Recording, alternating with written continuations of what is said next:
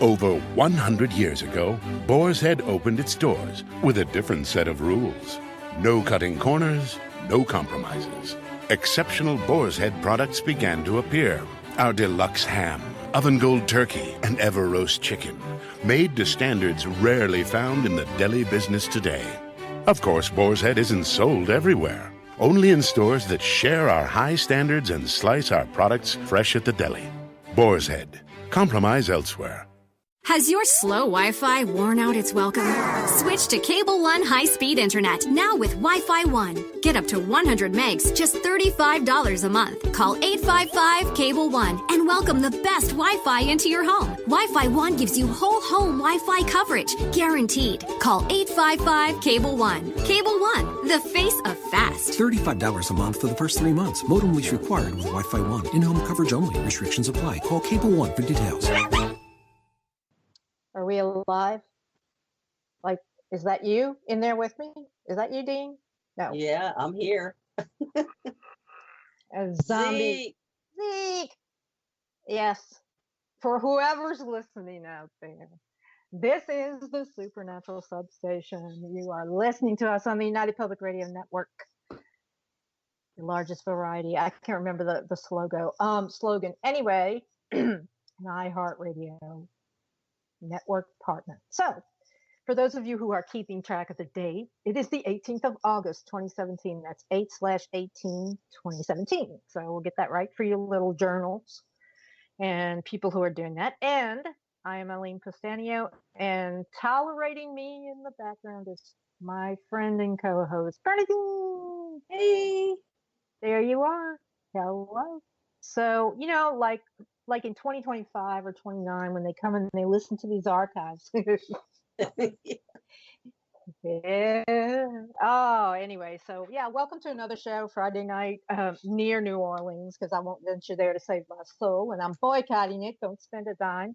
And we had something else we were going to talk about for the first 30. We actually got less than 30 minutes to talk about it, but we changed it to talking about the solar eclipse, which we are not going to get to see very much of, apparently.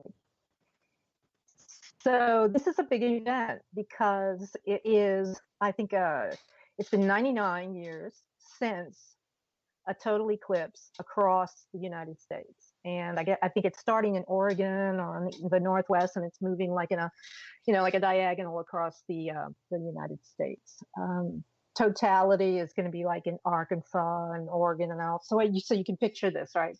All these all these little esoteric people are running out there, getting ready to get the vibes on and whatever, But it seems, I know some people, like some ex-boyfriends of mine, who would probably throw stones at it, if they saw it, cavemen, and go in their caves and beat rocks together. But I digress. But anyway, it's always had sort of a portentous, like, serious feel to it whenever there's been a solar eclipse. But this one, as we were just talking before we came in, this one is actually taking place during a Mercury retrograde, which is interesting because Mercury appears to be going backwards in his progress or pregress across the sky, and we have the moon moving to block out the sun. So Dean and I were talking and thinking about superstitions and things that are that can be happening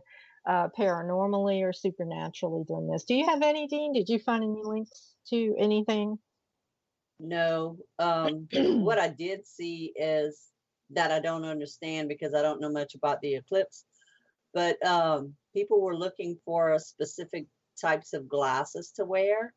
Mm-hmm. Is that what you're supposed to do?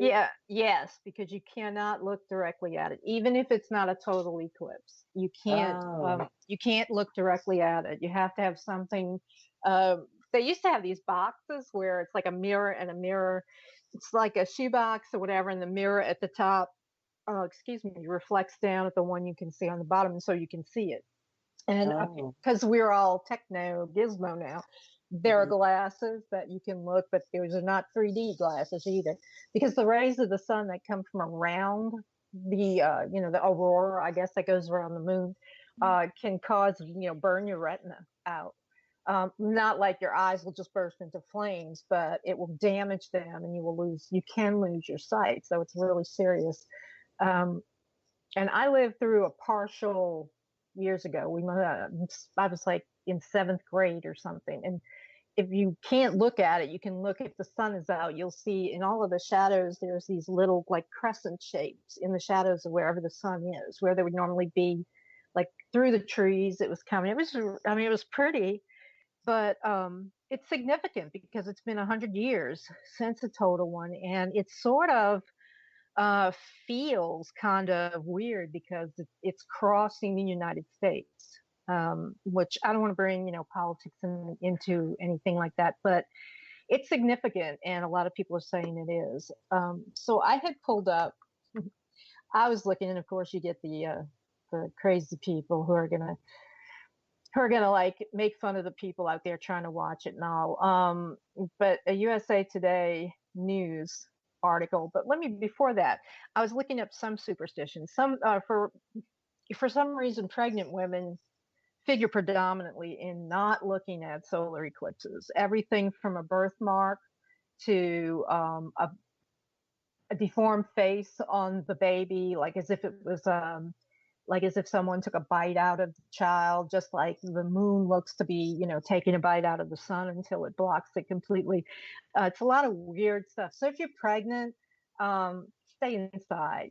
There's all kind of traditions in folklore. The Incas, the Mayans, the Chinese, the Japanese, Native Americans, Europeans all have some of them pretty dire stuff, and you can go look them up online because I can't go through all of them, but it's really portentous, and it's, to be born during this time, that will be interesting too, because Right. as long as it's moving, there's going to be kids born in the United States, so that's like a whole other thing, who's born during a solar eclipse. And it could be a problem because, according to USA Today, interdimensional creatures, aliens, and Earth's destruction. Solar eclipse generates wild theories. Well, I don't see anything wild about that. Do you? I mean, interdimensional creatures. But Just they got the lizard man. the lizard man, the gizzard man, the lizard man. So paranormal researchers and conspiracy theorists figure the eclipse is ripe for otherworldly sightings like the lizard man, the moss man, and Kentucky aliens. And then there's that one about the errant planet of Nibiru is supposed to reappear. You can just Google solar eclipse superstitions, and you can get all of this. But apparently sightings increase during this time of cryptozoological beings or animals or whatever they call them, cryptoids, let's just call them that.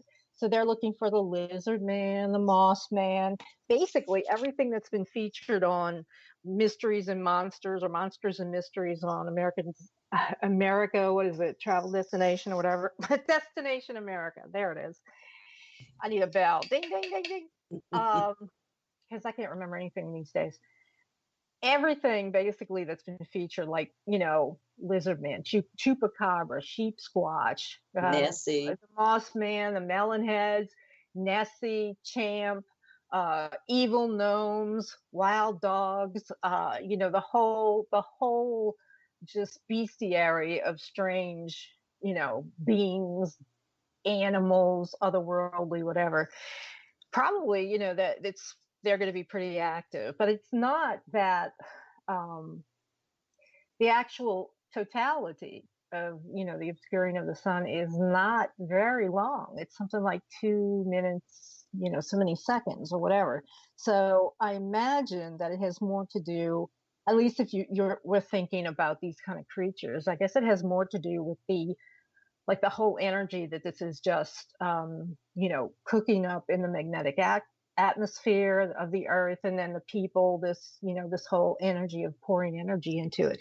So yeah, I mean, you might go out to your friends and wherever, I don't in Oregon, or Washington State, and be driving home, and there'll be sheep squatch, or the grinning man, or the glimmer man. The grinning man is a really peculiar one because he drives around, and he's mostly seen in like Ohio and Illinois, and he drives around in like a green hornet color, green car, and he has a space suit, and he gets out, and his face, the thing about it though that's creepy, his face is in a fixed grin, sort of like the clown on American Horror Story, or the Joker in Batman.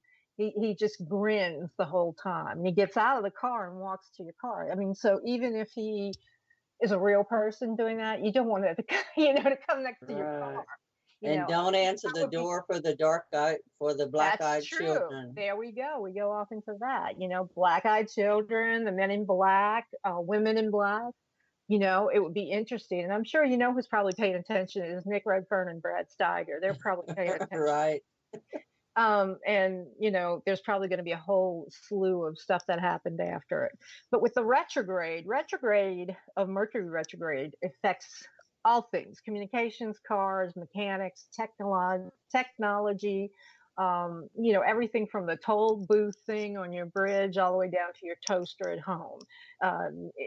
It typically is not a good time to sign contracts, enter into agreements, buy and sell, big purchases and stuff like that, sign any documents, or legal settlements or whatever. All those things that involve communication of some sort, whether face to face or over cell phones, or over from the satellite. So it all could go haywire.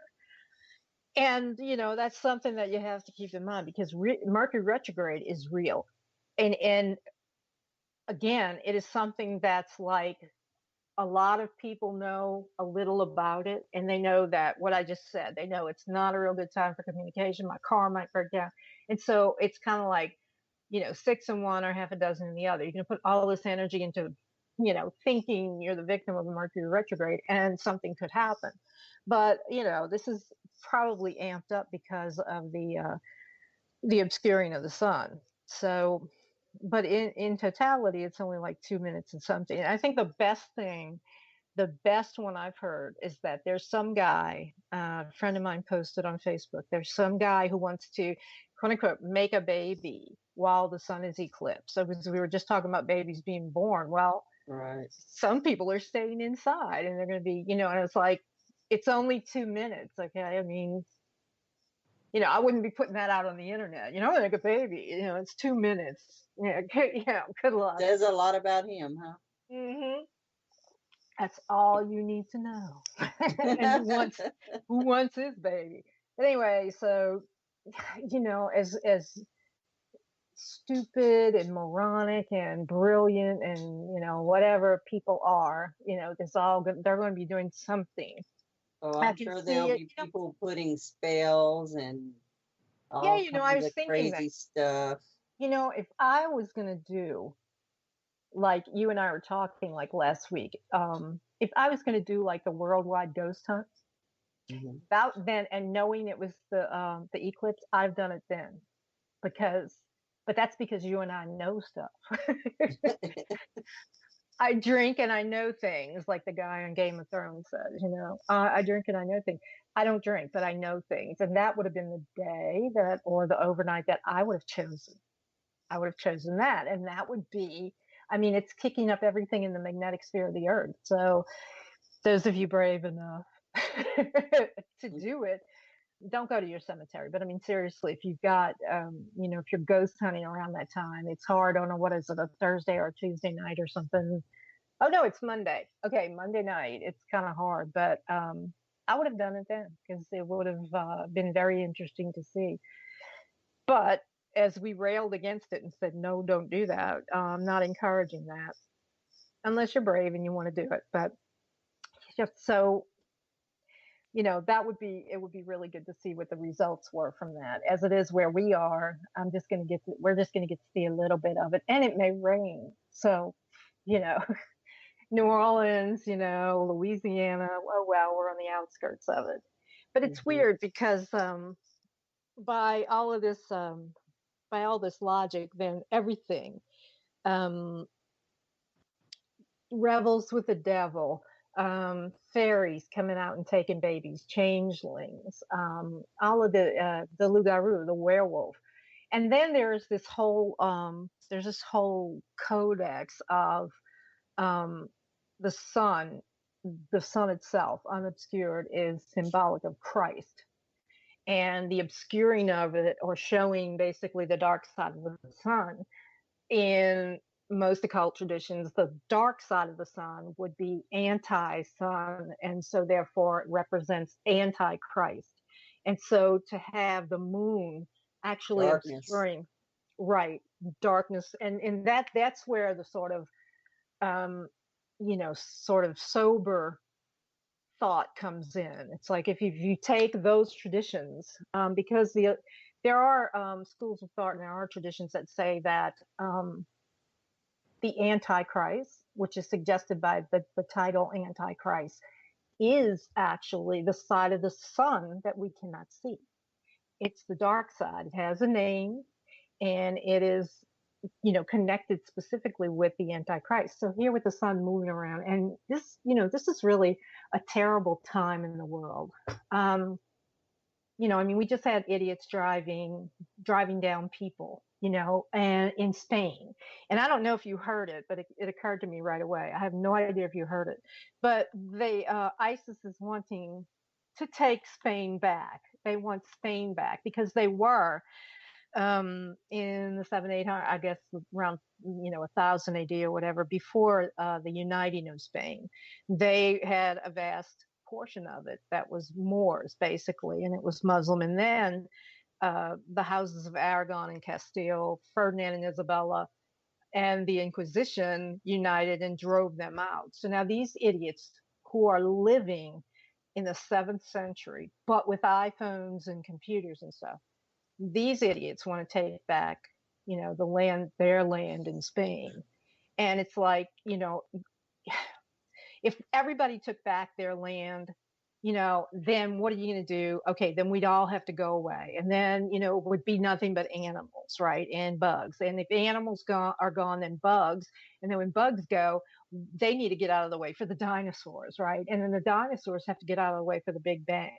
I mean, this is when people start talking about, Native Americans and they were here. Now, look, since people realized that they have feet and they can move around and feet will move them. We've been moving since the dawn of time. So nobody's where they started out, period. So they need to get over that stuff. But sorry, I'm looking at something, got distracted. But so like I said, I'm not going to go into politics or anything like that. But aside from all of that, what was I saying right before that, Dean? Before I went off into that, can't remember. Kind of like the domino effect. They want their land back. Oh, that's what I'm. Oh, because I'm so backing up. The crazy crap that's going on. This world is it's not a pleasant place, not a nice place these days, and it doesn't look like it's going to get any better.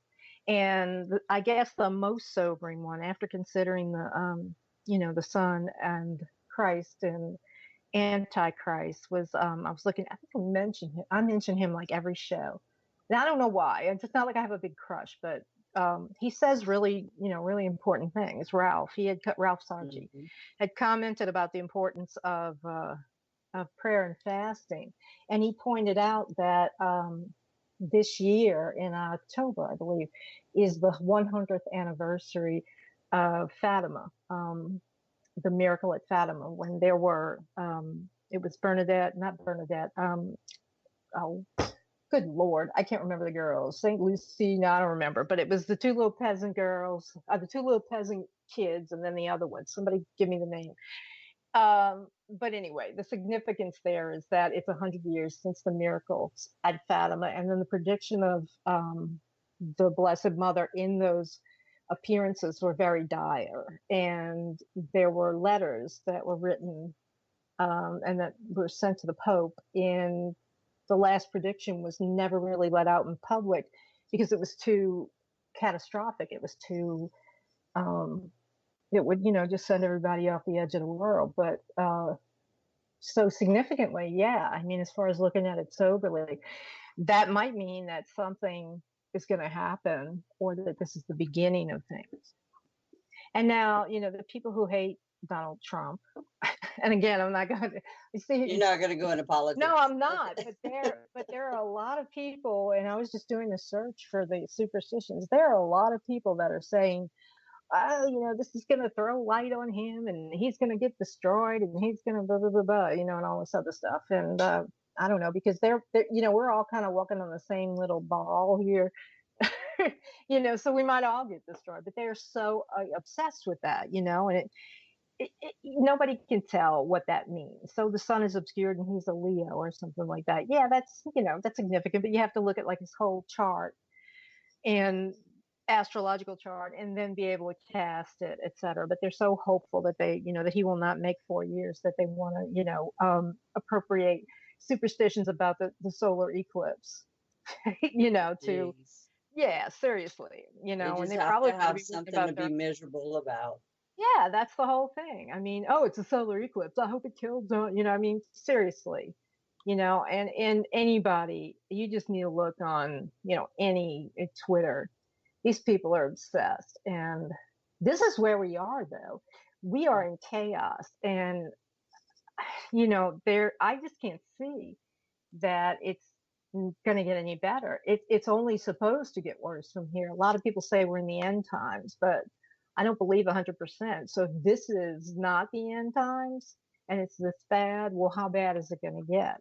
So, I mean, maybe something like a solar eclipse for people who like use their brains, it's kind of like a sobering moment to like take stock of like where we are and where you are, and maybe put down the phone or get off of Twitter or, for a minute. I mean, this thing has been happening, eclipses, since the dawn of time. And yeah, the cavemen used to run out and throw rocks at it, and the moon eclipse too, the lunar eclipses. They didn't know what it was until wise men sort of like explained it to them, and who were they? So there's a whole, just a whole school of thought about it could be bad, it could be good, but it's only 2 minutes, right?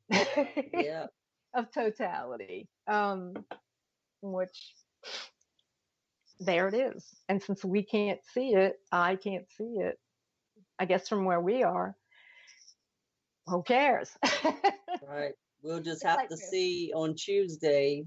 Right. Moon landing. I don't know. I don't have the exact date or time rather when the eclipse starts, but I guess it's going to be on TV, I imagine. And there again, that's something weird. Like for the first time, the entire world is watching. Right. We will be watching, and we have now the technology to watch from Earth, to watch from space, to show everybody on the planet who can get in front of a phone, in front of a tablet, in front of a television. Everyone will see it. And so that's another sobering aspect of it, is that we see and we share in all the stuff that we already do, the terrible and horrible things that are going on across the world. And it's a sense of immediacy. So I'm sure that this will be broadcast. And so what could it be? What could you do? It's something, I guess, that makes you take stock of who's important, what's important. And I guess, the thing that I would say is before it happens, you should tell the people you love that you love them and value them. I mean, because it really could. It really could blow up the world. It really could be the end. One day it's going to be the end, and we don't know when that day is. But I guess Moss Man, Lizard Man, Chupacabra, Bigfoot. Watch who you answer the door for. Yeah. So, and if you're pregnant, stay inside. And And if you're don't married try to to get that, pregnant right, in if you're those married 2 to that guy minutes. or you're a girlfriend of that guy, I feel sorry for you, you know. You only get this one chance, you know, this one chance. Hmm. I don't even want to contemplate that because you have to take into, you know, kind of take into the never mind, the foreplay, the afterplay. I mean, this is like, you know, we're making a baby right now, you know. And, you know, look, say the woman gets pregnant, then somebody should be tracking that kid Right. throughout its life, you know, to see what happens. That may be the Antichrist, right? That may be it coming into the world. Well, you have to think Yeah. of all the people that don't even know about the eclipse or care that Well, might be doing things, at that time, well, making babies. there are at least two or three, yeah, making babies or killing someone or so. I mean, you could go off to the other side, but there are at least um, three tribes on the earth, or three unknown peoples that, you know, thus far nobody's been able to find anything about, because whenever they send anybody out, they will eat them. So Ugh. they're the ones that are going to still be throwing nuts and rocks and shooting arrows and stuff at the sun that day. So we've covered every base, and now and we've got that represented, you know. Mhm. So Joe is saying that we're calling the guest. He says he has her on the line, and I guess I'll say hello. Are you there? Hi, I'm here. Hey, okay. Hi, I'm Eileen Karen. Castanio. Yeah, Hi, I'm Eileen everybody. Castanio. There's Bernadine LeBlanc in the background. And I'm just going to just introduce you and do a little bit of your bio. Karen Dahlman is your name, and she is the author of Ouija. Let's see, The Spirits of Ouija, 40 Years of Communication. No, 4 decades. I'm so sorry, Karen. I'm sorry. I It's messed all things right. up. It's been a Yeah, few. I don't It's been know. a I few don't more even years know than where I'm 4. at. Yeah, that's fine. 40, right? Times Yeah, 40 plus now. uh, very casual here because you know, I'm crazy. No, I'm trying to. Bernadine can tell you I'm nuts, and I don't know how to open anything on the computer either. But here we are. I just wanted to read a little bit of your bio. So let me see. Oh, I've got you. Why don't you look? I'm going to dispense with that, okay? Because it's a bunch of links and stuff. We're just going to let you talk about yourself. You're the author of a book about Ouija. We already have our opinions, you know, about Ouija and, you know, our personal experiences and stuff. But I would like you just to tell us a little bit about yourself, and then how you got onto this, you know, this path of studying, you know, this really two-sided or multi-sided, you know, alleged toy. Sure. Okay. Well, yeah, my name's Karen Dahlman, and I currently reside in Southern California. I've lived all over the place. Such a very, very young age, I've had abilities to see entities, spirits, which at the time when I was young, I would have called those an imaginary playmate.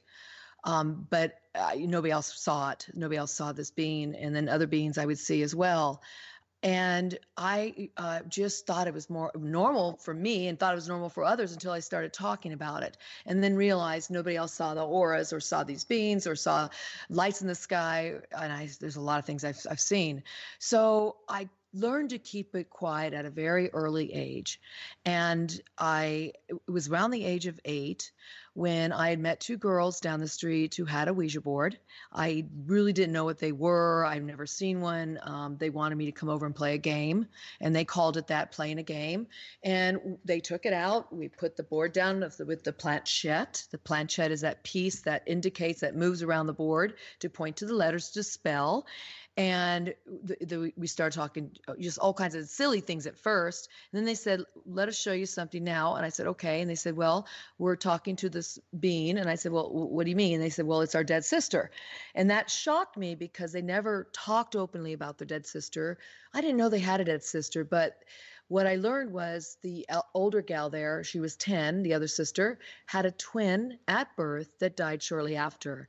And they were communicating to her on this board, and the being on the other side of the board was also 10 years old. So it was growing up on the other side, and they've been communicating with her, and it was a very positive experience for them. I was absolutely flabbergasted. Although I had seen things, I didn't quite make the connection that you can use a tool like this to communicate. And that's really what started me, the fascination of that on this odyssey of working this tool, because I got one from Santa Claus that year in 1973. And I've been using this tool on and off over the years. And here I am 44 years later, I'm still working Friday, this tool. August 18th, 2007. Okay. So how do you feel about that? I know Dean's got some questions, but Sure. Your experiences and the experiences of people you know that have used it, are they largely positive or more negative, or a mixed bag, or your personal experiences with the board? Have you really gotten in touch with who you were seeking out specifically, or have you had any bad experiences with it?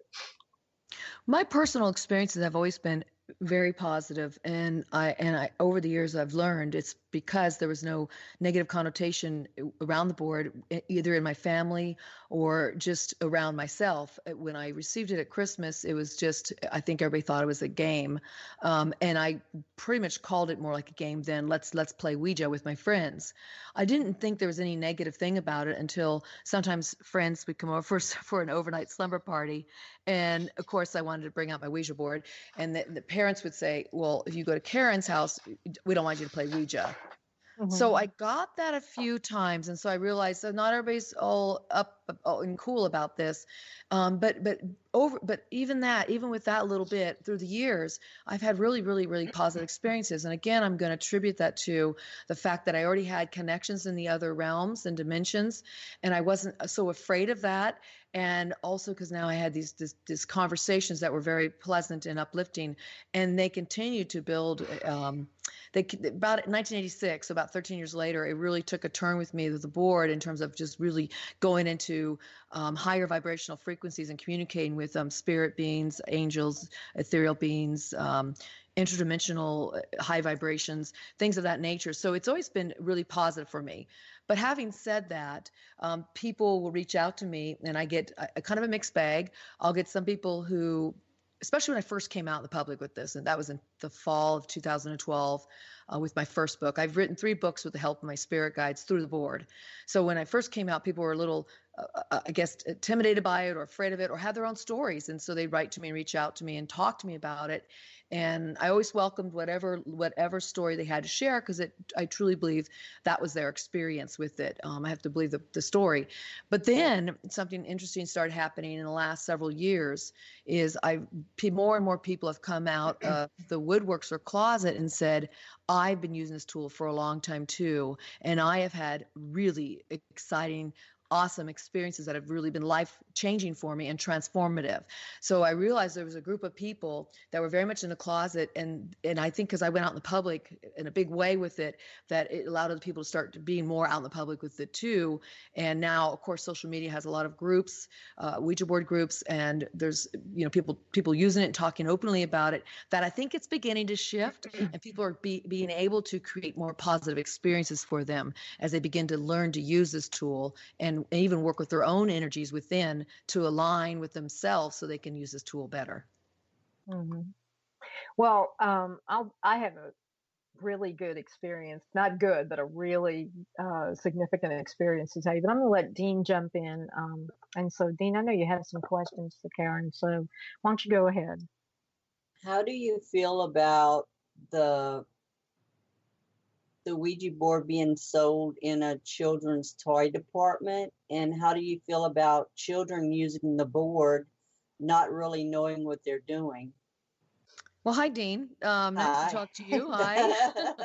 Nice to meet you. I have some opinions about that for sure. It's something I've been asked for a long time. Now, I was a kid that got it at the age of 8. It was says for ages 8 and up, and I thought, oh, I'm in the right category. I can use this tool. I called it a game then. This is what I think. It's not a game at all. Not one bit is it a game. It should never be played. It's actually a tool.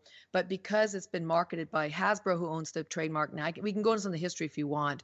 But Hasbro owns the trademark they got from Parker Bros. And Parker Bros. Got it from William Fold, and William Fold got it from the Kennard Novelty Company. And so who has it now is Hasbro. And because it's worked all these years since Parker Brothers took it over in 1966 as a toy and it skyrocketed in sales. It outsold Monopoly, 2 million copies the first year in production. And that's when they said, oh, we can really tap a huge market.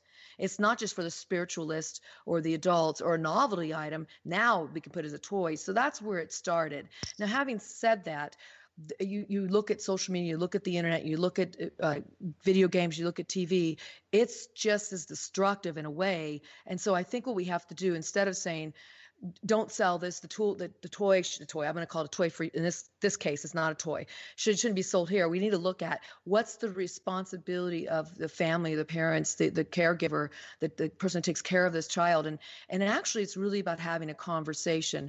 I'm not against children using it, but I'm against children using it without somebody communicating with them about what this is and helping demystify it, because now there's so many negative things about it. And since people are talking about these negative things about it, the children will be more likely to constellate those negative things within their life. And whether it's a literal thing, they're going to start feeling scared, and it's not going to help them in their growth if they're fearful of everything. So what I find is when a child wants a board, typically they want to maybe experience something like adrenaline rush, like they see on TV. They want to copy their favorite ghost hunter who says, or, they did a show on Zozo or something, or they want to just talk to their dead Aunt Emma, and they think, well, this is a way to do it. And so having that conversation for the adult parent saying, well, what is it about the board you want, you like, you're attracted to, and having them start that conversation. And then the parent from there will have to make that decision. They may say it's not right for us right now. Maybe it'll be right for us in 2 years. Maybe it's okay if it does with the parent. I'm not against using this tool. What I'm for is they're going to use it to really learn about this tool, but to learn about themselves most importantly. And a child at a really young age will not have that whereabouts about how to be aligned in their center and have a spiritual practice to really be able to use this tool to the utmost of its ability. So that would be my concern. Go ahead, Dean. I know a lot of teenagers, can just walk in Walmart and purchase it, without the parents, I guess, knowledge. And with a lot of things on TV that they see that are negative and or, shows, reality shows, bringing up certain names like, the Zozo and all this. And talking to demons and calling in things. And we know, me and Eileen know from experience, and we've been in this field a long time, that, a demon just needs an invitation. And kids, they don't really, some may not even believe in it, just playing around. But I've dealt with people that were actually possessed. And a lot of times, they say that what they did was invited, but they didn't mean it. Well, it's kind of too late, once you do that. And you don't really even need a tool to do that. But I'm thinking, a lot of these teenagers, they're immature and they'll call in something bad. And what happens, because I've gotten a lot of calls and contacts, from parents, because their children are calling in things, even with the EVP recorder. They have the app on the phone now. They call things in, and they weren't having problems before that. And now the whole house is coming down because it doesn't just affect the child that played the game or used the app. It affects the whole family. So we have to go in and do investigations, get evidence, and then try to get rid of whatever they called in. Have you had experience with parents that are worried about things like that? Well, I have a lot of people reach out to me and write to me and talk to me about this, what you're talking about. And so, yes, I'm very familiar with those kinds of responses and experiences that they're having. I think the important thing, again, is that when teenagers start growing up, you don't always know what they're doing. It's part of their psychological ability to develop. It's the rebellious stage, and you may not know they have these tools. And I really appreciate the fact that you said, it's no different than a K2 meter or even EVPs or just being sitting by yourself. I think the key here is that you yourself, ourselves, can be tools. Psychics do it, mediums do it, channelers do it. I'm working off the board myself now. So our bodies, our self is a tool. And so I look at that first when it comes to any of these things, such as tarot cards, dowsing rods, pendulums, the runes, I Ching, and all those items. I think if you're adolescent, you find out they're working in some of these more, I'll call them loosely occult. Occult just means hidden, what's hidden, and they're working on these levels. It's like there is a curiosity for some type of exploration, whether it's this adrenaline rush to try to conjure in a negative energy, or it's more to find esoteric wisdom. But there's this a desire for exploration and discovery. And that's really what adolescence is about. So again, any parent that has this happening to them, I really encourage a conversation and not immediately go to fear and defensiveness. Hear what it is, why they might want to be using these tools, and then work it back from there. I know as soon as you give an adolescent and you fight them, what do? They push back more, and they don't want to listen. So yeah, and as soon as you tell them don't, right, then they're gonna do. They're gonna be like, "Oh, we're not supposed to do this, so we need to do this." Exactly. It's just the the lore of it, but or that's anything. I put a pie in the refrigerator, don't touch it. And you'll come back, and all the crust is fooled with. Like they didn't touch the pie, but they touched the edges of it. I was gonna talk about my own personal experience, and you're gonna find I'm gonna truncate it so it's not so long. I'm from New Orleans, and when I was around 7 years old, we were building a new house. We lived in the old town, or the mid city, close to the urban area, and we were moving to a new subdivision, a new thing in the eastern part of the city. And we, first time when my dad built a house or whatever, and so on around the time of the move, actually on the day of the move. I was 6 years old, or when I remember playing with a Ouija board. And it was just one of those things that was in the toys.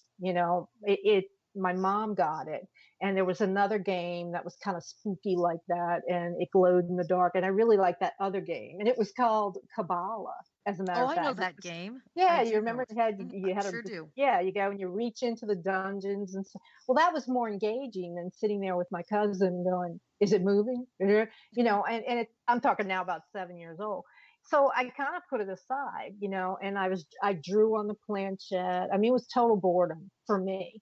But my mom, I think she may have even hid it like in the toys, but I just was not interested. And I think she was glad about that. Anyway, the day we moved, I remember my grandmother was there, my mama, and, it was like, "What do you want to do with this?" And my mom came out. I saw her stick it in the trash on the curb. And then we left shortly thereafter. And everybody we knew, we locked up that house, and they went and turned in the keys. And everybody that knew us, or that we knew, we were going to the new house, right? So we got there. Nobody went in ahead of us. My dad opened it up. Nobody was there. We all arrived same time. And because we had, wood floors and thin rugs and stuff, now we had carpet, and we had, and I was like running around, and I had my own room. And so opening doors and all this other stuff. And the house was a typical suburban L shape. And in the long part of the L, it was my mother's room in the front, my master bedroom, me in the middle, and then my brother. And there was a bathroom just before him, and a closet right outside of his door, just a side closet. And I'm opening the doors and shutting, and I open it up. There's my Ouija board. There's the planchette in the closet. It arrived before we did. And I have heard and talked to other people who have had this happen.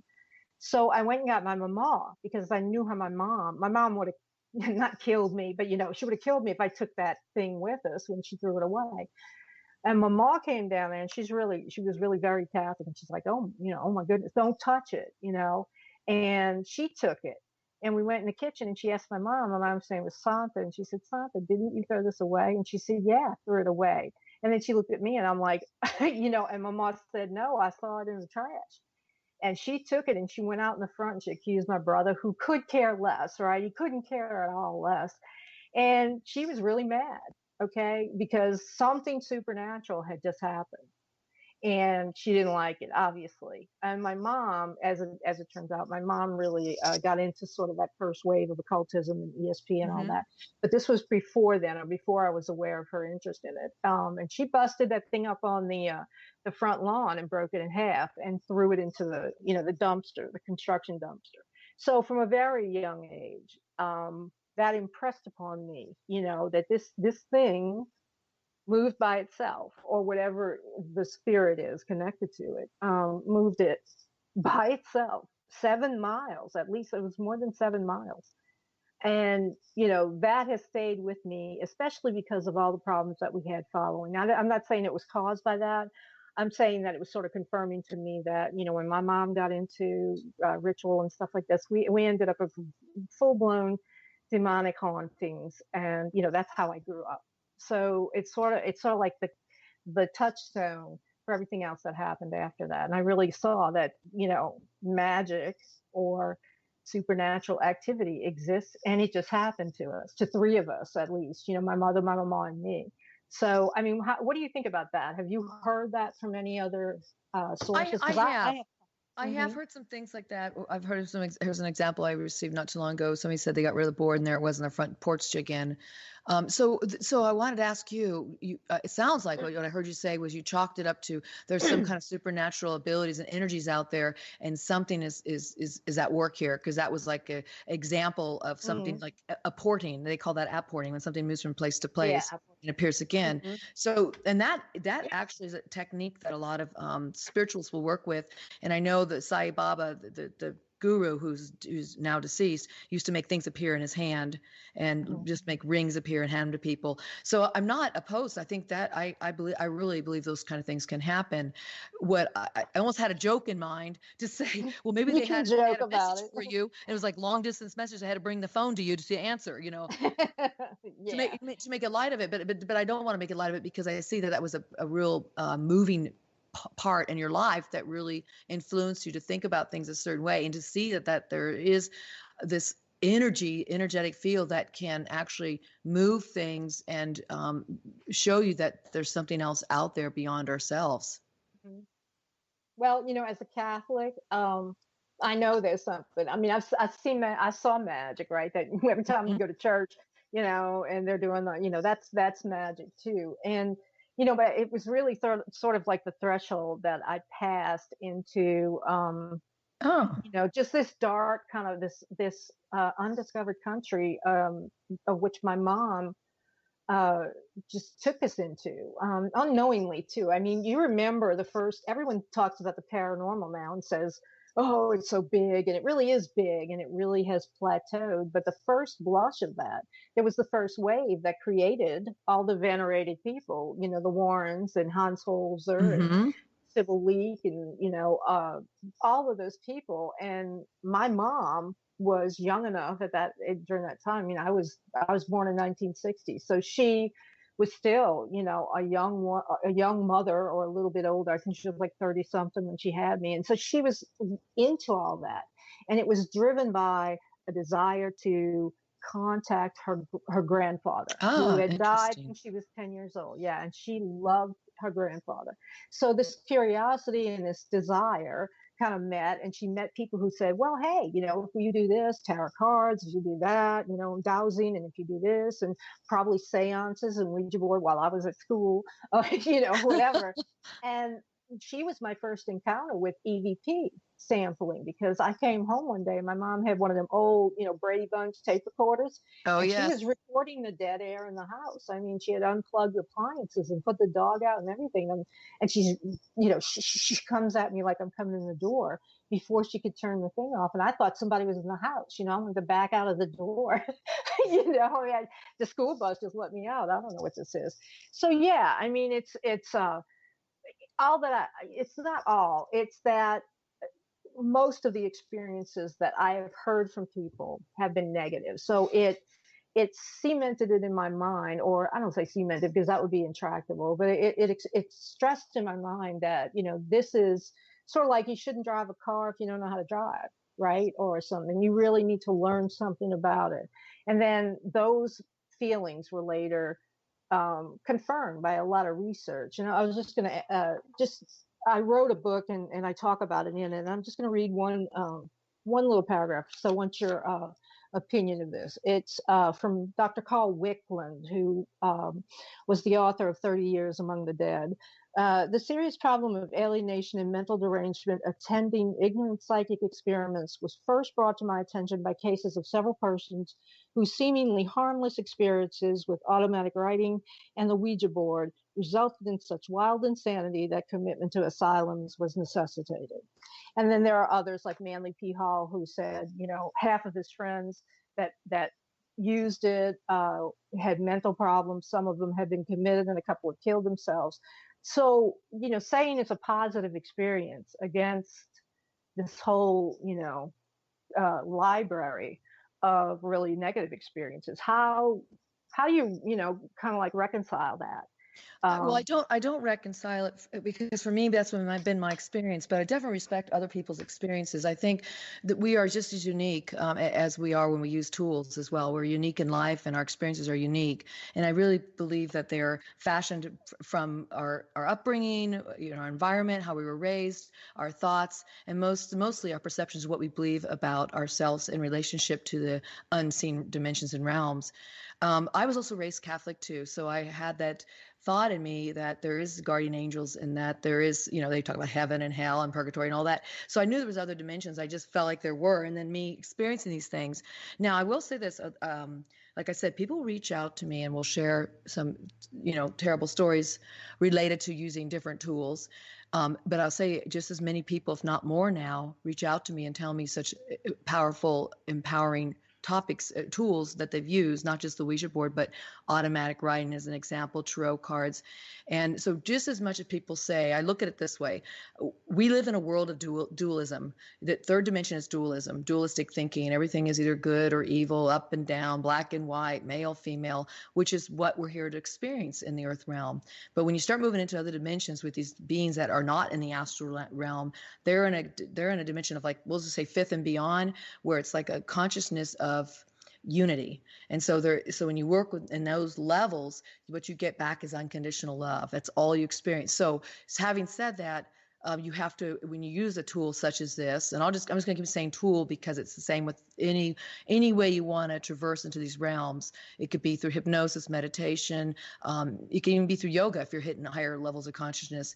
There's always the lower energies. That's a reality. They're astral. They're more around our lower vibratory forms. This is where you get some of the negative stuff. You have to traverse, which I call the dead zone. I write all about it in my third book, but I call it the dead zone. It's where you have to clear yourself through, and that is where the true initiations happen. You have to learn to know who you are even before you traverse it would be good, but sometimes we just are pushed into these realms because something happens in our life that brings us there. And it sounds like that's kind of what happened to you and kind of happened to me too. Just it starts you in this area. And when you don't know how to traverse that, that's where the fear and the scary stuff tends to lurk and live. And once we can learn to move through that, then there are these other experiences that people are writing to me. And there is a lot of work in that area from many different sources that are talking about the positivity of using tools such as this. Jane Roberts talks about it. And there's a lot of different mediums throughout the years. Betty White from the early 1920s,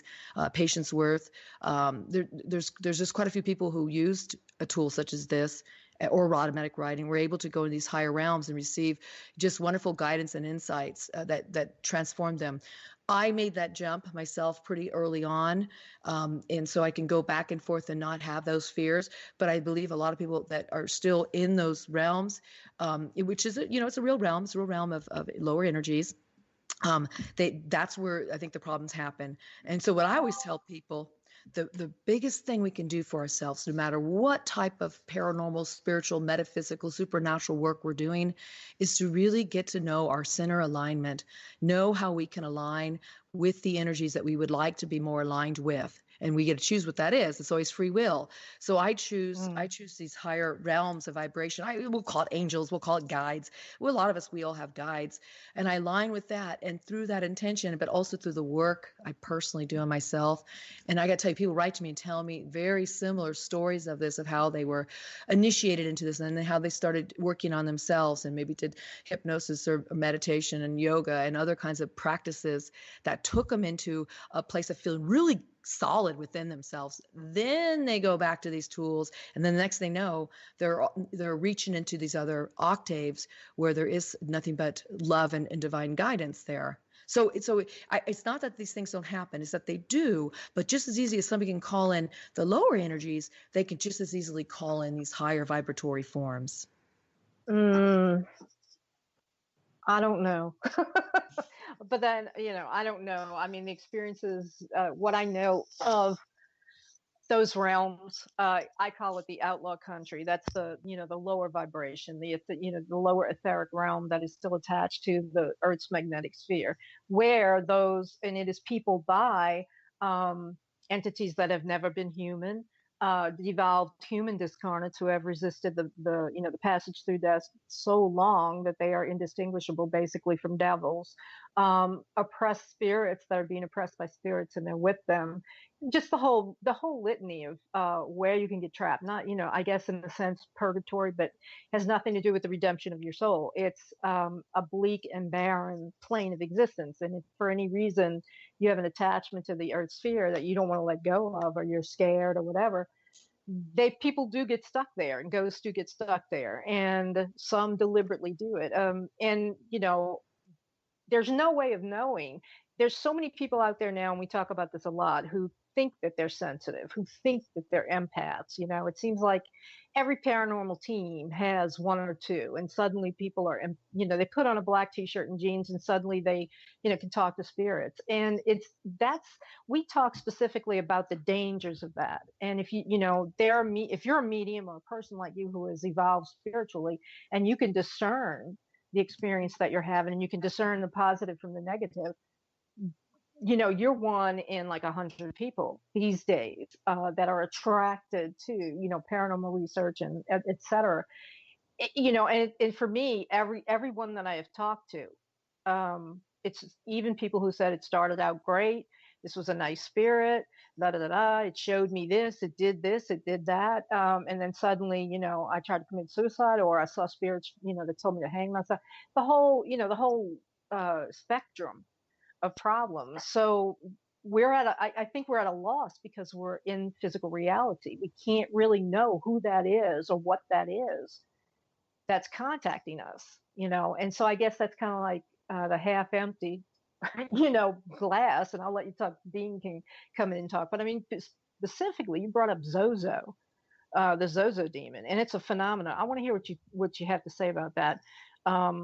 Because I believe, and Dean and I have both kind of come to the conclusion that this particular entity became manifest in our reality because of interest in it generated by communication through the Ouija board. So if you can speak to that, I mean, I agree with everything that you're saying, but no one's ever, because of what I've experienced personally and seen, going to convince me that Ouija board is safe to fool around with or play with or work with.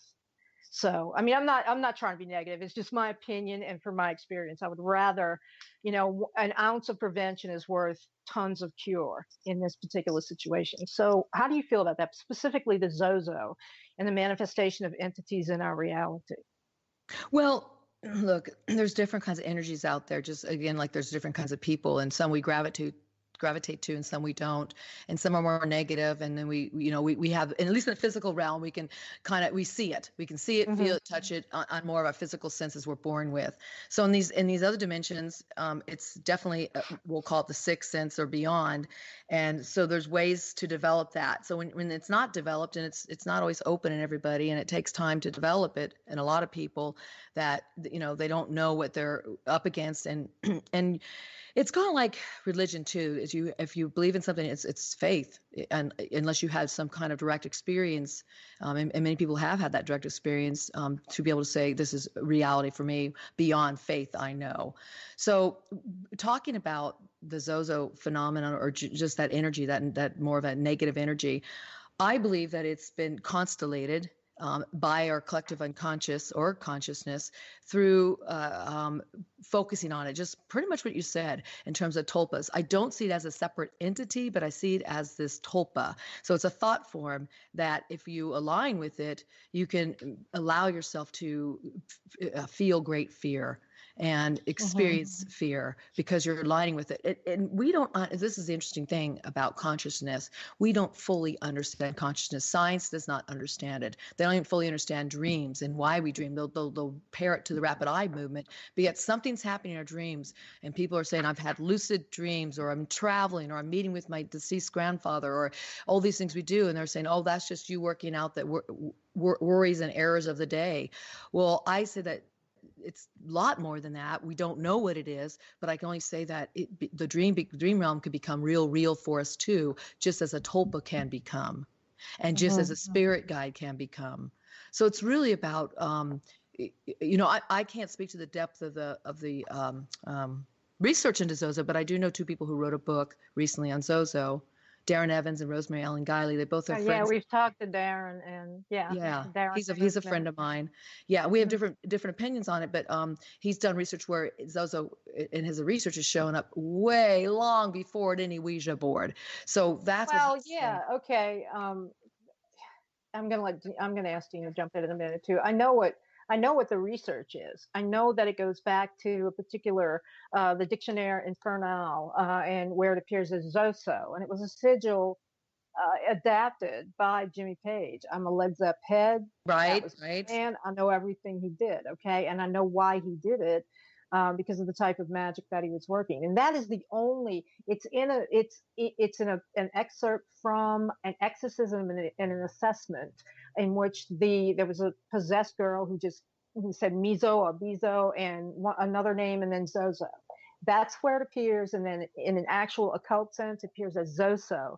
Beyond that, it does not, it doesn't appear. It's not in the Goetia. It's not in, the 4 books. It's not in any grimoire. It's not in Levi. It's nowhere. That's it. Unless there's a scroll buried somewhere. So I don't know what Darren Evans experienced. I know that the story has changed frequently, and I don't know if you've actually seen the board itself, but I know that something has been attached to this. And now, whatever this something is, it's given the name Zozo. Okay. I mean, recently, I will tell you this. I have a friend who was having problems with her daughter because of previous occult practices. And she said the name Yo-Yo, like Yo-Yo. And that immediately went up in my head as Zozo. So it's like the chicken and the egg. There was a spirit there, in my opinion, that people gave the name Zozo, and now it is real. And we've talked to people who have had experiences with it. The couple that, Dean and I had on last year had a terrible experience in Oklahoma, probably in the same house where the men lived. So, I mean, I that right there is enough. If I'm not going to speak to the danger of it and, talk to that and say, and tell people that experience, I don't know. I remember when Rosemary came up with it, but why don't you tell me, have you actually seen the board? Have you, seen what board? Darren's board. Oh yeah, I've seen pictures of it. Sure. Well, have you seen the board? What happened to it? I mean, I'm not sure where it is now, but I saw pictures of it because he was at a conference I was at and presented on it. So I don't know where the board is now, but I have seen the pictures of it. Yeah. Dean, I know you got some stuff on Zozo. So come on, jump in. That's fine. I mean, and other stuff. Just jump in here, please. Well, I have a question about divination in general. I know I've never read cards, tarot cards, or anything like that. Did readings for pendulum and things like that. What I've heard is that when a person goes for a reading, I don't know if you do readings on your board, but whenever a person goes for a reading, I've heard that the way the cards are dealt, like the person that's getting the reading has to cut the card so many times, and the dealer, the person reads their cards, but says that the person's spirit guide or a certain guide for the cards places the cards in a certain way to be dealt out for their past, present, and future, in a certain way on purpose. But it's a spirit that does it, not the person just doing the cards. You know what I'm saying? Like he's just like a tool for the spirit to put the cards in that order for that person. I've heard it the same with the Ouija board if you did a reading? Not necessarily. Yes and no. Okay, so I've heard that too. I do work with tarot cards as well, and some other devices over the years, such as the ruins and I Ching and pendulum a little bit, but mostly the Ouija board. But yeah, I've heard that as well. What I say, so I can only speak for myself there, because I think the people who are really good readers do it. Each of them do it a little differently. But what I understand is they work with spirit. So that they may say the general source of spirit. Some say they're guides, like you're mentioning, like there might be a certain spirit. When I do a reading like cards myself, I'm just working directly with source, which would be either God or all that is. I just ask for that energy to flow through me to pick these right cards, whatever the right cards are for this in this moment. So if it's a 3-card draw, past, present, future, or one single card, I'm asking for that guidance from that source. So I probably work a little differently. So when I use the board, in the past, when I was working the board, when I was mostly in communication with deceased beings on a different level than I use it today, I would talk to that one spirit. So I'd call upon that one spirit to come through and talk to us and give us information. How I do it now is, which has been since about '86, is I work with a group of beings that are of light source. They are the ethereal beings from the source energy. They have no bodies. They've never been alive, never been incarnate. They are strictly a collective group of beings. So therefore, then I call upon that collective, and they bring forth any messages that somebody else's guide or relative or deceased loved one or their pet that needs to be brought forth, they'll bring it forth. So I kind of work a little differently, but I know other people work differently. They may call upon, like you mentioned, one certain guide or spirit, or they may work more with just overall spirit. So, everybody does it a little differently, I think. Okay, I have another question about that. I know people that read cards and things like that for people. And they've told me that when a person comes in with a very negative, heavy presence, like even possessed person coming in for a reading, and they don't know till the reading starts, the energy would get into the cards. So when that person would leave, they'd have to actually take that set of cards and put it in the freezer. Oh, interesting. Like to cleanse it or wait till it's time to cleanse, but they put them in the freezer for some reason. I don't know if it's just a Louisiana thing, but they do that. But with the board, how would you cleanse it from a person like that? Oh, good. That's a good question. Yeah. So there are many people. There's many different ways to make your tools your own. So consecrate them as your own, or to cleanse them. And so, and let me say, I haven't experienced like that, but I have been around some negative stuff. Obviously, it's life. Life is negative. I get negative. Right. So what I do is I like to use sage. I will use sage if I feel like I need to cleanse myself or set in a new intention or release some energy that I feel like I've been slimed by something or someone, or even just my own energy at that time. So I prefer using sage. I've placed my board or even any tools I use out in the moonlight. I've used salt, rock salt, Himalayan. Kind of like you do with crystals Yes, to yes, exactly. recharge. You might which is underwater. Exactly. I recharge. That's what I do. And if I feel like I need more of a recharge, I may say an incantation or prayer over them and just know that it's going to work. And it does. It does. It's worked for me. And I know some readers too, and they tell me that it's really important after somebody touches their deck of cards to really make that deck of cards theirs again. And so they might pray over it or hold it to their heart. And again, maybe like we said, put it under the moon or something to bring those energies back in. Everything is energy. Everything is vibrating molecules. We all know this. And nothing is solid. It appears solid by the rate of the vibration. And so even inanimate things are vibrating. So since everything is energy, we just need to look at it that way. Treat it as energy. And how would you clear your energy? Mm-hmm. Go ahead, Dean. You there? No, yeah, yeah, I'm here. You can go ahead. That's fine. Okay. Well, I mean, I had an experience with the negativity you're talking about, and when I did some card readings at a gay bar. I know you know about it, Dean. It was just it was like every other person that came in there. Oh, I like this girl, and it was the girl that came in, and then the next one would come in and say she's going with somebody, and I want to get her.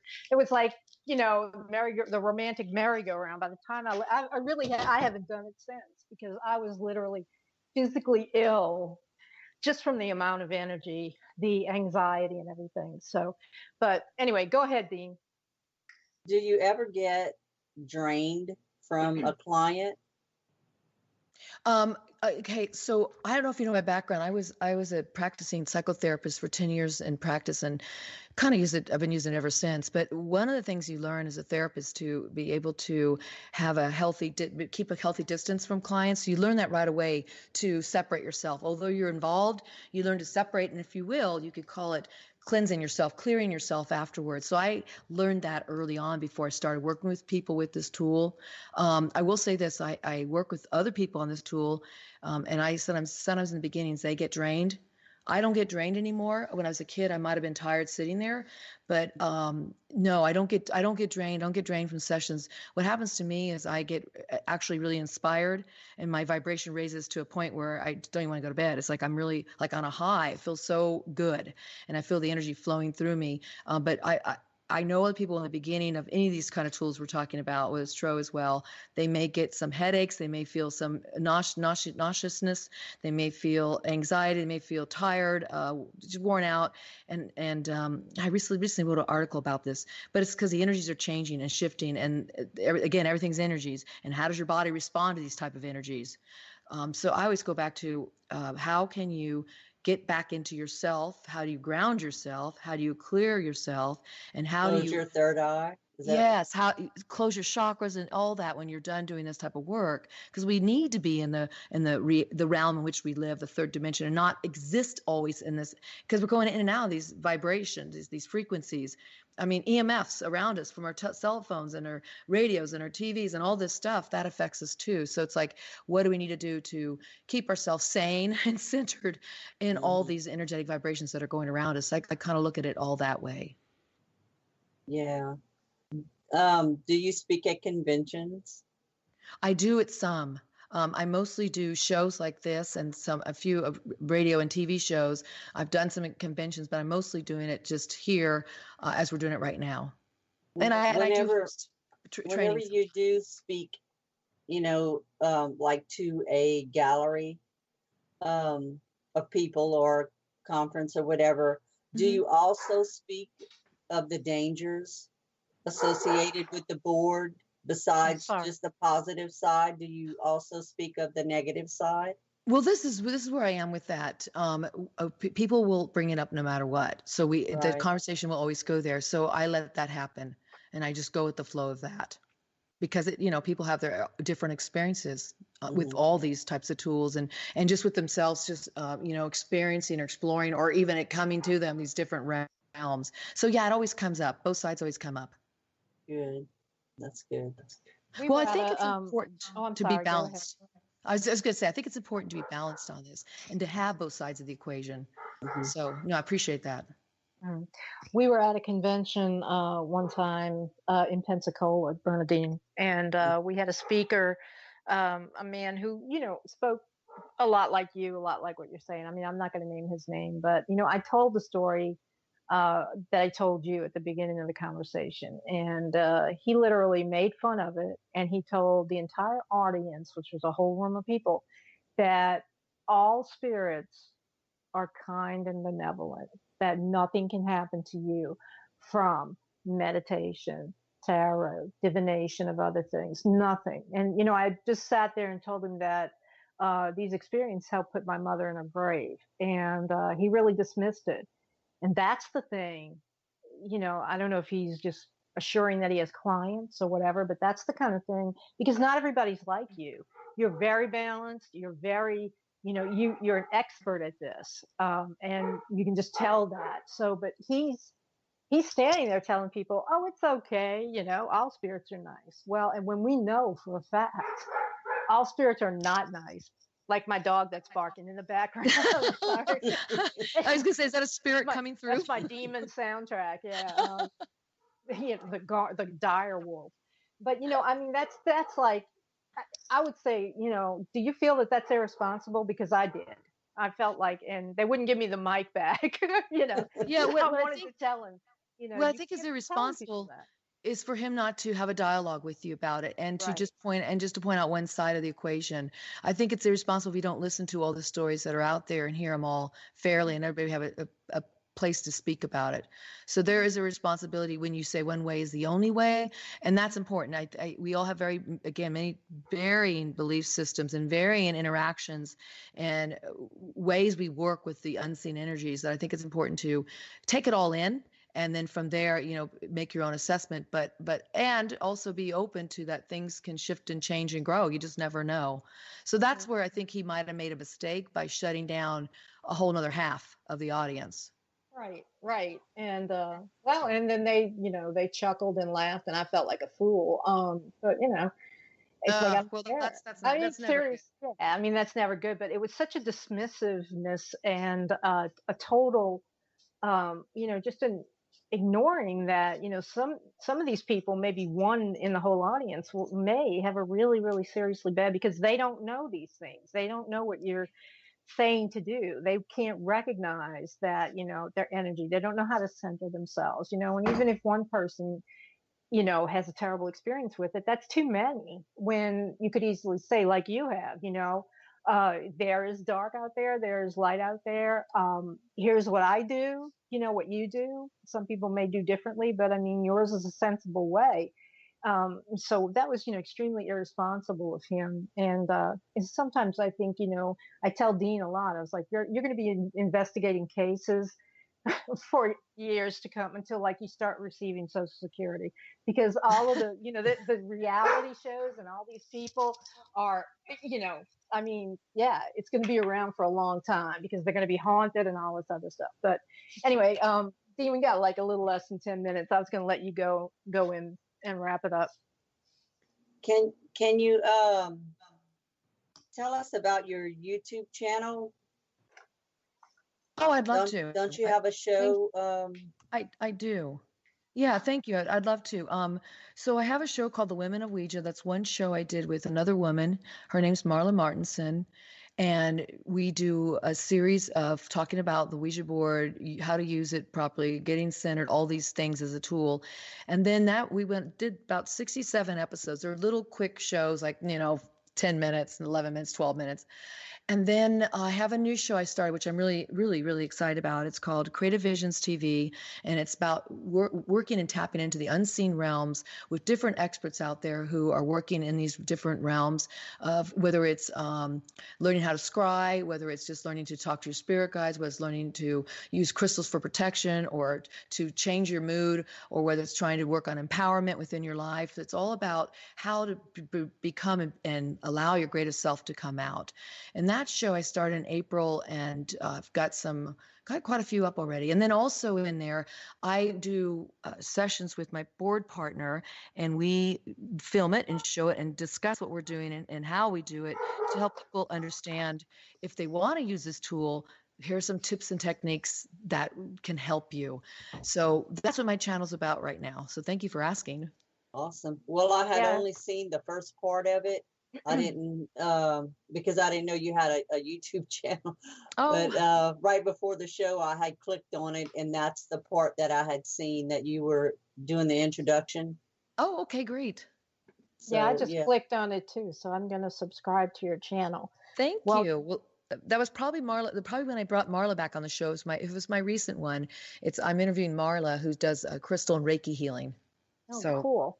I'm yeah. gonna go check it out. I don't Thank want you. you. We only have like a few minutes Okay. left. I don't want you to think that I'm adversarial at all, because that's the way I talk. I'm not trying to be argumentative, because I can go on a long time, and I got to squeeze stuff in now. But so I just wanted to let you know that.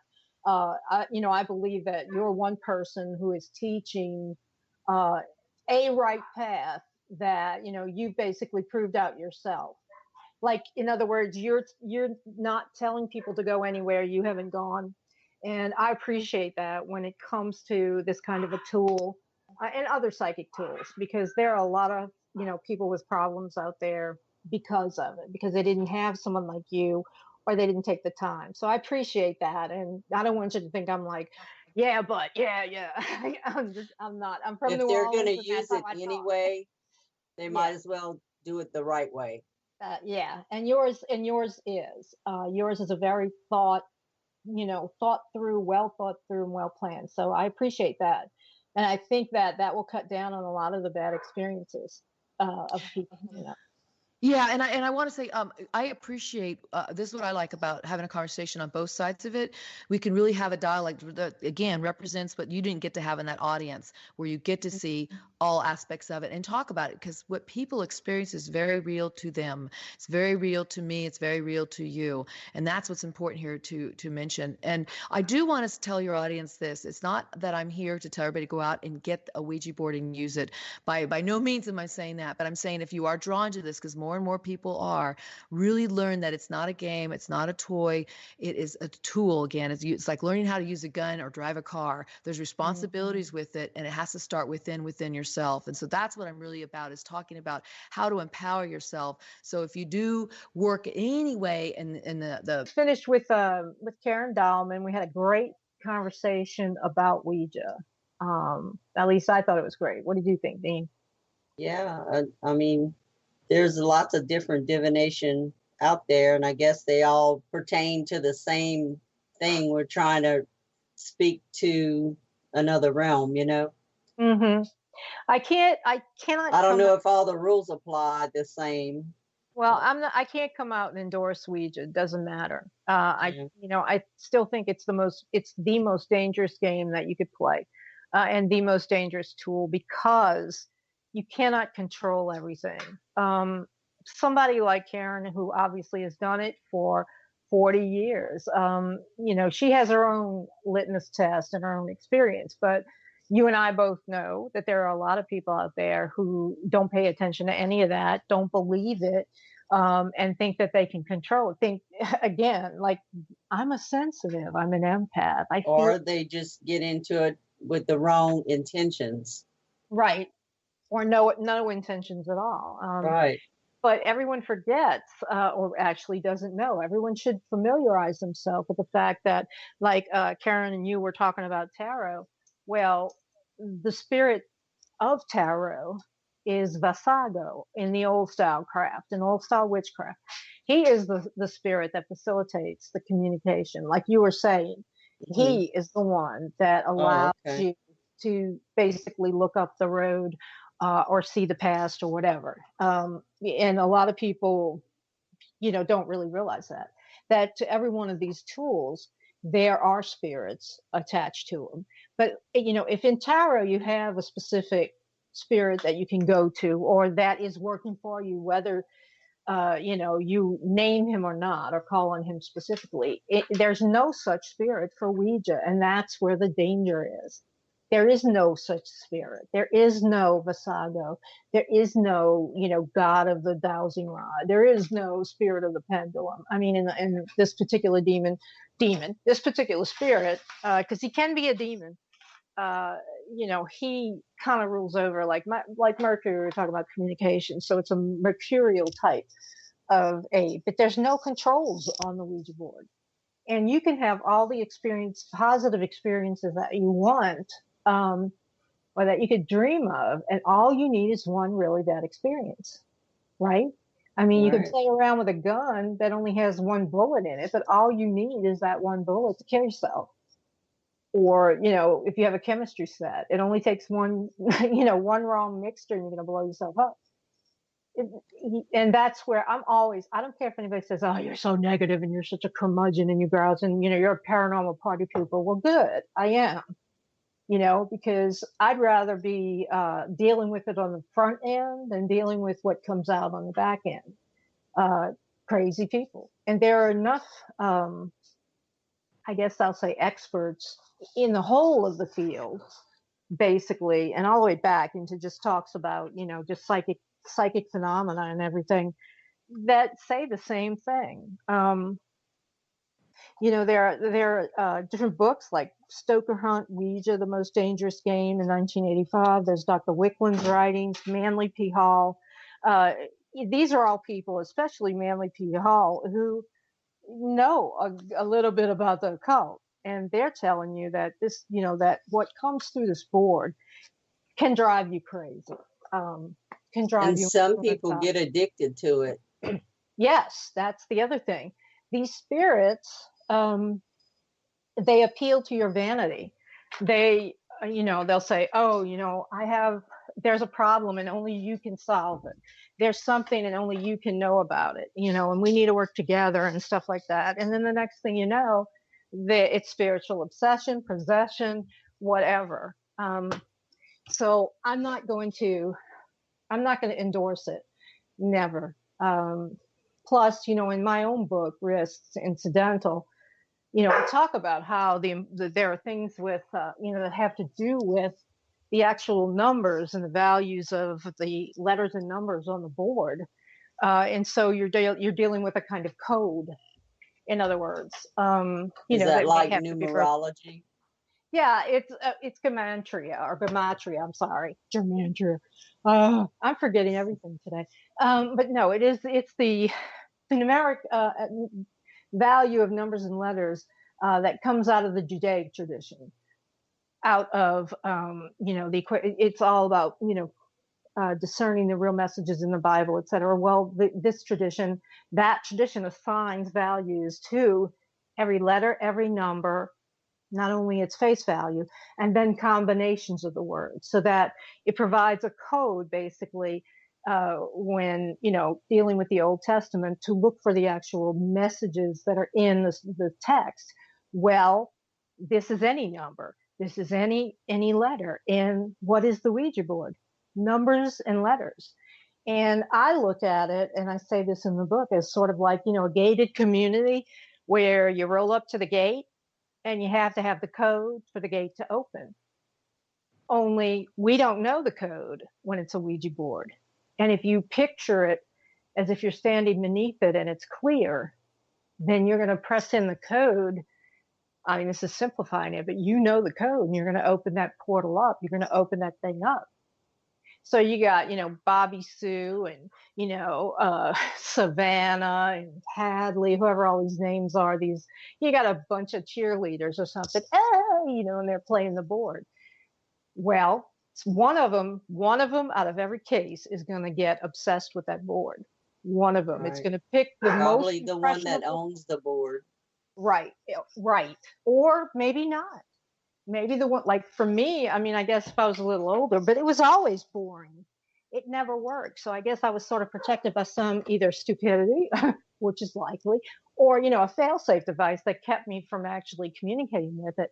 But, it may be someone else. Maybe another girl sitting there who goes and buys one, the Hello Kitty board, because she thinks it's cute. And then the next thing you know, the parents are at the psychiatrist. The girl's getting medicated with Thorazine and stuff because they're scared she's going to jump out of a window. Spirits, and you and I both know this, there are good spirits. I'm not saying that. There are good spirits, and in a lot of the cases, and you can vouch for this, you can feel the positive nature of certain spirits, but there are others. There are some that are absolutely, you feel it, it's negative, you know that. But the ambiguity of everything in between is where the danger lies, right? If you're somebody like Karen Dahlman and you figured out what works for you and you are skilled in identifying, what is contacting you, and you have your personal guides, that's fine. But if you're somebody like this guy at the convention saying, "Oh, spirits are good," well, then you're an asshole, because that's not true. All spirits are not good.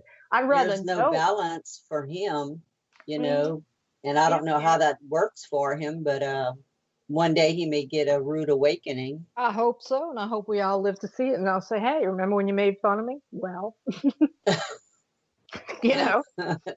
well, I don't even have to go do voodoo on that one. No, but seriously, they can call me as curmudgeon as they want. I'm not going to sit my ass down and play with one of those things. I think it would probably work at this point, knowing what I know, and that I'm much more mature than a 7-year-old sometimes. But if some things will tell you what you want to hear, it, especially to a teenager, they tell them what they want to hear. Yeah. Of course, they're going to start, because they know about the Ouija, they're going to call out on dead spirits. Because that's what the Ouija is. You're talking to spirits either of your dead loved ones, and it could be Uncle Joe, but guess what? It may not be Uncle Joe. Well, it's going to tell you it's Uncle Joe, especially if you go, "Uncle Joe, is that you?" It's going to say, yeah. It's just like running around in the cemetery with EVP, whatever the name on the grave is. Is that you? Yeah, of course. It borders on, I just don't understand, a lot. And that's why I say, if everyone was like Karen or like you and I, it would be great, but the vast majority of people, 99.9 and 44, 100, whatever, are the other kind. And it really concerns me, especially on paranormal shows where I see these people believing their own PR, believing they are what they are. And, before the paranormal entered their lives, they didn't have any of these abilities. Or they got into some kind of occult stuff and now they think they're sensitive. It's almost like you can't do an experiment that's contaminated. Okay. So if there's a person who can have a completely open mind and had absolutely no experiences with a Ouija board or any other kind of divination, had no preconceptions, and sat down there and had a session on a Ouija board, and something bad happens or something good happens, that's okay. But if you're some, I don't know, neo-pagan, Wiccan or whatever, or you believe yourself to be what you are and you're starting to believe the things that you're saying, there are spirits out there who are attracted to that simply for the pleasure of, and there goes the dog, it's dire wolf time in the background, so this must make it really dramatic, simply for the pleasure of destroying you. Right? You hear the dog is confirmed. No, but seriously, they as an unidentified spirits or guileful spirits who hate humanity, who can't be alive anymore. And they don't want to go to hell where they think they're going to go, and they don't want to see their dead relatives. They don't want to be dead. And they're waiting for someone to talk to them. There are billions. We're talking since the beginning of the cosmos, since the very first humans were made and died, or if you want to say crawled out of the tree and died, I don't care. But that's You're talking, The there's 2017 more Prius dead comes with people pedestrian in the detection, world than there which are helps living. alert you when a pedestrian Right. appears So, in front of your car. that's a sobering It's part of thought. our Toyota Safety And Sense if I'm suite, some now spirit who standard. wants Go to to toyota.com/Prius. vicariously connect The with a TSS human being pre-collision because system with I don't pedestrian know, detection I is like not a substitute for watermelon safe lip and attentive gloss or driving. something, See and I owner's want all the manual for limit. material things, and there's some, gum chewing 14-year-old here, I'm going to go home with her. I'm going to go over there by her house, or I'm going to communicate with her and make her think it's the bee's knees. I got you. I can tell you everything. I can get you. I'll even help her get good stuff. I'll even make money come into her life and all kinds of stuff. And she'll trust me implicitly. She will put a hand on the chopping block for me, the spirit. And that's when I have her. It's simple. It's like all the way through puberty and all. Yeah. I mean, it's unfortunate. I wish, that we could. Well, we have to talk about the dangers because there are dangers. Yeah. Just ignore it's them, not all rainbows and unicorns. Right. We have to talk about the dangers, and people may get upset about it because they don't want to hear that part of it, but they need to hear that part of it. Of course. Because go ahead. It's crazy. I mean, if somebody calls in, whoever they want to call in, they don't know if that's who they're talking to. Yeah. And that's the scary part, and if they're not getting any response at all, the scariest part is them start to provoke. Right. Mm-hmm. Yeah. And that's in anything. That's standing in, a big empty room in a haunted location, or, sitting in your house doing the Ouija board and calling something out on you. There's an old, and it often comes up. It could be true. It could be just an object lesson. But there's an old story about an Egyptian sorcerer who did the magic circle and did all of the stuff, and he was totally into it, doing the ritual. He wants to connect with that demon. He does everything right. He reads out, the words. He does it, and nothing happens. Nothing at all happens. And he says, oh, well, it didn't work. And the minute he steps out of the protective circle, he's gone, because it was sitting there listening to him. It came and it was listening to him the whole time and said nothing, and then grabbed him and basically took him wherever, which is a place you really don't want to go. A demon, or people use demon interchangeably. I don't. I'm talking about demons, I'm talking about the demons that were part of God, right?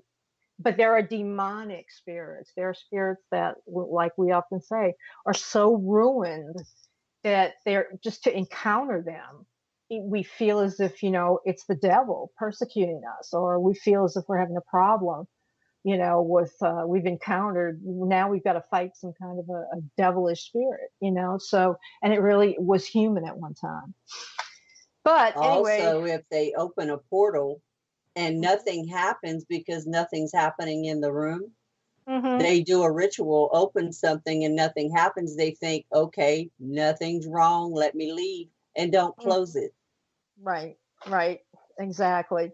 So I guess, like I said, I'm never gonna advocate for that. I don't care who makes fun of me and who whatever. And as far as Zozo and all this other stuff, he's real now. It's real now. It's been on TV. There've been books written about it. People are experiencing whatever, and now he's real. And so we've manifested that into our reality. So basically, they've brought a demon in and named it, and now it's loose in here, which is a lot of spirits are trying to get in here right now. And guess what? That's confirmed by science.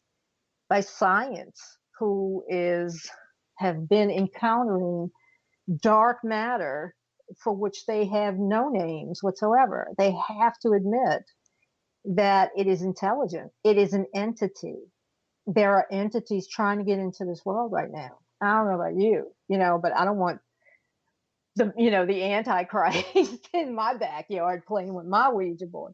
So why, you wouldn't go to a party where you knew no one, like not even the host. Why would you put yourself out there where you can't see faces? You can't trust what they're saying.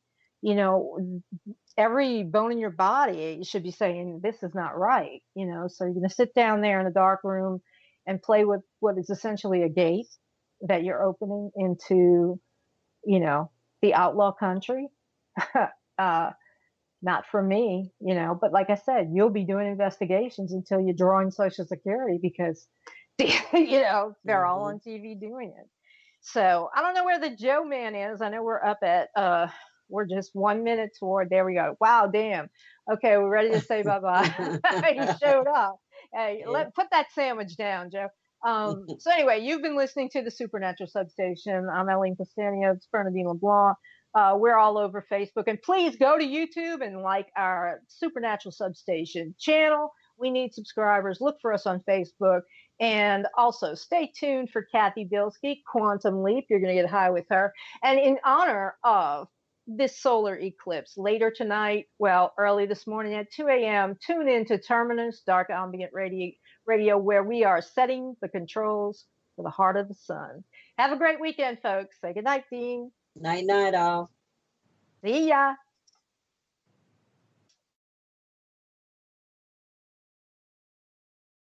Has your slow Wi-Fi worn out its welcome? Switch to Cable One high-speed internet now with Wi-Fi One. Get up to 100 megs, just $35 a month. Call 855-CABLE-1 and welcome the best Wi-Fi into your home. Wi-Fi One gives you whole home Wi-Fi coverage, guaranteed. Call 855-CABLE-1. Cable One, the face of fast. $35 a month for the first 3 months. Modem lease required with Wi-Fi 1. In-home coverage only. Restrictions apply. Call Cable One for details. Over 100 years ago, Boar's Head opened its doors with a different set of rules. No cutting corners, no compromises. Exceptional Boar's Head products began to appear. Our deluxe ham, oven gold turkey, and ever roast chicken, made to standards rarely found in the deli business today. Of course, Boar's Head isn't sold everywhere, only in stores that share our high standards and slice our products fresh at the deli. Boar's Head. Compromise elsewhere.